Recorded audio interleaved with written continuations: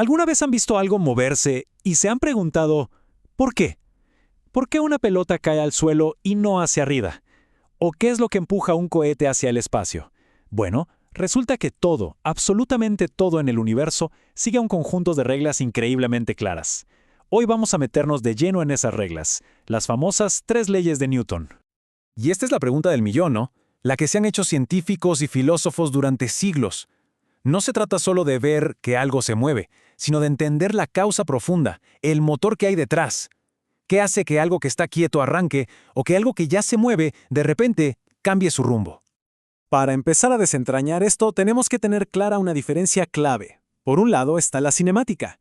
Imaginen que es como la descripción de una escena. Nos dice cómo se mueven las cosas, a qué velocidad van, dónde están. Pero por otro lado está la dinámica, que es donde nos vamos a enfocar hoy. La dinámica no describe, sino que explica. Va al fondo del asunto y nos cuenta el por qué. Busca la causa de todo. Y la respuesta a ese gran por qué, la protagonista de nuestra historia de hoy se resuma en una sola palabra: fuerza. Cualquier cambio, ya sea empezar a moverse, frenar o girar, todo, sin excepción, es el resultado de una fuerza. Este es el concepto clave de toda la dinámica. Entonces, ¿qué es exactamente una fuerza? Ojo, y aquí está la clave. Una fuerza no es algo que un objeto tiene, sino algo que sucede entre dos o más objetos. Es una interacción. Y esa interacción puede provocar dos cosas. O cambia cómo se está moviendo el objeto, lo acelera, lo frena, lo desvía, o si no lo mueve, lo deforma, como cuando apretamos una pelota de goma. Y esto es súper interesante, porque una fuerza no es solo un número y ya. Es lo que llamamos un vector. ¿Qué significa eso? Que para describirla por completo necesitamos 3 cosas. ¿Cuánta fuerza es? El módulo. ¿Hacia dónde apunta? La dirección. ¿Y en qué sentido va? Por eso siempre las dibujamos como flechas. Y bueno, pueden ser de las que atraen, como la gravedad que nos tiene pegados a la silla, o de las que repelen. Y pueden actuar tocando el objeto, como cuando empujamos algo. O a distancia, como un imán. Ok, perfecto. Ya entendimos qué es una fuerza. Pero, ¿y ahora qué? La pregunta lógica es, ¿cuáles son las reglas del juego? ¿Cómo es que estas interacciones definen con tanta precisión el movimiento de todo lo que nos rodea? Y la respuesta es simplemente una de las obras maestras del pensamiento humano.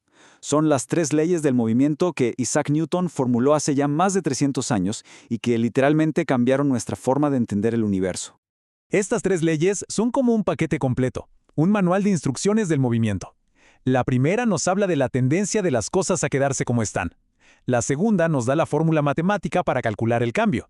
Y la tercera nos revela un secreto: las fuerzas nunca andan solas. Vamos a verlas una por una. Empecemos con la primera ley. A ver, lo que Newton nos está diciendo aquí, en palabras sencillas, es que los objetos son un poco flojos. Tienden a seguir haciendo lo que ya estaban haciendo. Si algo está quieto, pues se quiere quedar quieto. Y si algo se está moviendo, quiere seguir moviéndose igualito, en línea recta y a la misma velocidad. La única forma de cambiar eso es que venga una fuerza externa y lo obligue. A esa flojera, a esa resistencia natural a cambiar de movimiento, la llamamos inercia. Y aquí viene lo importante. ¿Cómo medimos cuánta inercia tiene algo? Muy fácil, con su masa.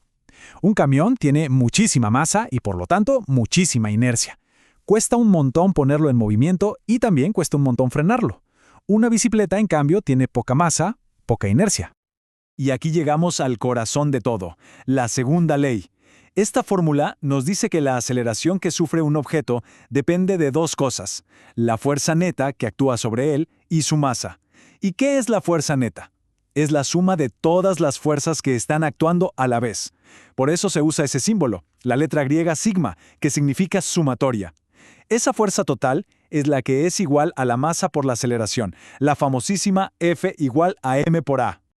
Y no hay que dejarse engañar por lo simple que se ve. Esta pequeña ecuación es, literalmente, la base de la mecánica clásica. Con ella podemos calcular y predecir el movimiento de casi cualquier cosa, desde cómo cae una manzana hasta la órbita de un planeta.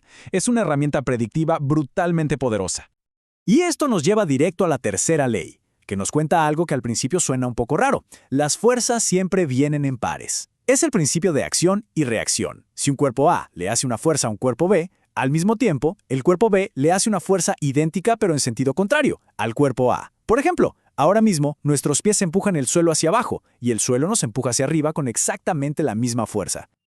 Ahora, aquí viene la pregunta que seguro más de uno se está haciendo. Si las fuerzas son iguales y opuestas, ¿por qué las cosas se mueven? ¿No deberían anularse y ya? Bueno, la clave, el secreto, está en que actúan sobre cuerpos diferentes. Cuando una persona empuja una pared, la fuerza de la persona actúa sobre la pared, y la fuerza de la pared actúa sobre la persona. Como cada fuerza actúa en un objeto distinto, sus efectos no se cancelan. Y ahora que entendemos estas leyes, podemos usarlas para aclarar una de las confusiones más grandes que existen en el día a día. Muchísima gente usa las palabras masa y peso como si fueran lo mismo, pero gracias a Newton sabemos que son dos cosas completamente distintas. Miremos esta tabla, que lo deja clarísimo. A la izquierda, la masa. Es la medida de la inercia, la cantidad de materia que tiene un objeto. Es un número y punto, y es el mismo aquí en la Luna o en Júpiter.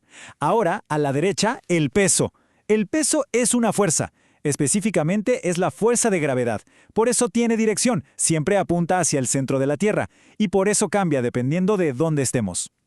De hecho, piénsenlo, el peso no es más que la segunda ley de Newton en acción. Si fuerza es igual a masa por aceleración, el peso, que representamos con una P, es simplemente la masa del objeto multiplicada por la aceleración de la gravedad, que llamamos g. Por eso un astronauta en la Luna tiene la misma masa de siempre, pero pesa muchísimo menos. Su masa no cambió, pero la g, la gravedad de la Luna, es mucho más débil.